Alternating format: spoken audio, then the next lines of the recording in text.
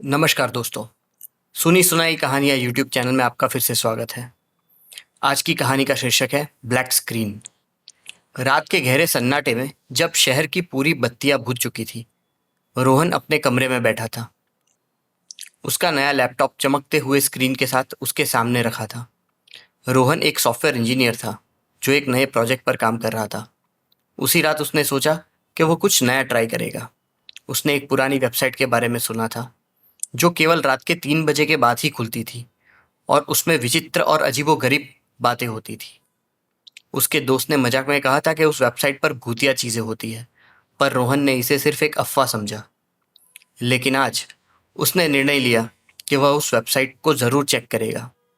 घड़ी में रात के 3 बजने के इंतजार करते हुए रोहन ने अपना काम खत्म किया और समय काटने के लिए कुछ वीडियोस देखे। जैसे ही घड़ी में 3 बजा, रोहन ने वेबसाइट का यूआरएल टाइप किया। वेबसाइट खुलते ही स्क्रीन पर एक मैसेज दिखा। स्वागत है, क्या आप डर को महसूस करना चाहते हैं? रोहन ने हंसते हुए हाँ पर क्लिक किया।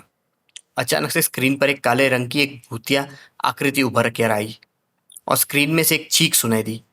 रोहन घबराया, लेकिन उसने एक एनिमेशन और साउंड इफेक्ट समझकर नजरअंदाज कर दिया।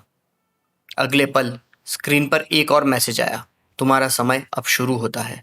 रोहन ने फिर नेक्स्ट पर क्लिक किया, लेकिन तभी लैपटॉप की स्क्रीन अचानक ब्लैक हो गई। रोहन ने कई बार लैपटॉप को रीस्टार्ट करने की कोशिश की, लेकिन सब बेकार। तभी लैपटॉप की स्क्रीन पर एक चेहरा उभरा, एक बूढ़ी औरत का चेहरा, जिसकी आंखें गहरी और खाली थी। वह चेहरा स्क्रीन से बाहर आकर रोहन की ओर बढ़ने लगा।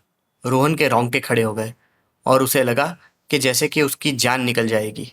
उसने तुरंत लैपटॉप को बंद कर दिया और दौड़कर कमरे से बाहर आ गया।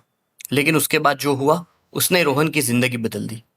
अगले दिन वह अपने ऑफिस में गया और उसने लैपटॉप को एक टेक्निकल सपोर्ट टीम को दिखाया।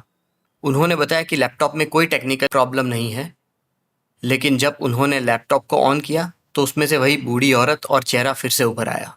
रोहन को तब समझ में आ गया कि यह सिर्फ एक वेबसाइट नहीं थी, वह कुछ ऐसा खोल चुका था जो नहीं खोलना चाहिए था। उस रात के बाद हर रात 3 बजे रोहन के लैपटॉप की स्क्रीन पर वही चेहरा उभर आता और एक डरावनी हंसी उसके कमरे में गूंज उठती। वह समझ चुका था कि उसने अपने लिए एक नई मुसीबत को जन्म दे दिया है। उस वेबसाइट ने उसकी जिंदगी में एक भूतिया ताकत को बुला लिया था जो अब उसे हर रात सताने लगी थी। उसने कई उपाय किए, कई साधुओं और तांत्रिकों से मिलकर उस भूतिया ताकत से छुटकारा पाने की कोशिश की, लेकिन सब व्यर्थ। वह अब हर रात उस डर के साथ ही जी रहा था जो कभी खत्म नहीं होने वाला था। और उस रात के बाद रोहन ने कभी भी किसी अजीब वेबसाइट को खोलने की हिम्मत नहीं की। वह समझ चुका था कि कभी कभी कुछ दरवाजे ऐसे होते हैं जिन्हें खोलना नहीं चाहिए।